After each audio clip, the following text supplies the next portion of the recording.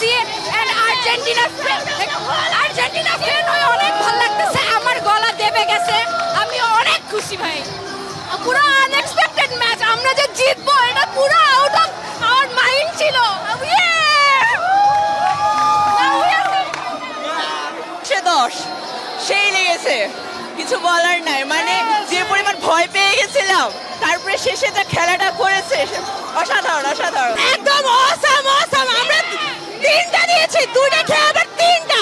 What a comeback, this is Argentina, this is breaking Argentina. আমরা খুবই খুশি, like heart attack হওয়ার মতো ম্যাচ ছিল আজকে, পুরো হার্ট অ্যাটাক হওয়ার মতো অবস্থা। আজকে খুব এক্সাইটেড ছিলাম, একদম হাড্ডাহাড্ডি লড়াই হয়েছে। আমি প্রেডিক্ট করেছিলাম 3-2 এন্ড ইট ওয়াজ রাইট।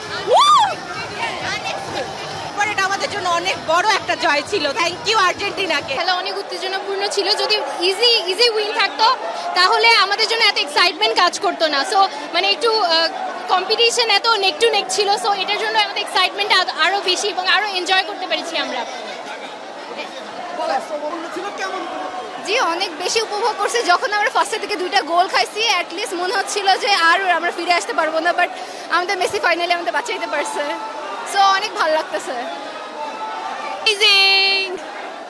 অনেক ভালো লাগতেছে। প্রথম 70 মিনিট পর্যন্ত তো পুরা বুক দরপর অবস্থা, কি হবে। পরে যা কামব্যাক দিল, অ্যামেজিং। উপভোগ করলাম দারুণ। 2 গোলের পর, ইজিপ্ট দেওয়ার পর একদম মানে কান্নাকাটির অবস্থা। তারপরে মনে বিশ্বাস ছিল যে শেষ পর্যন্ত জিতছি।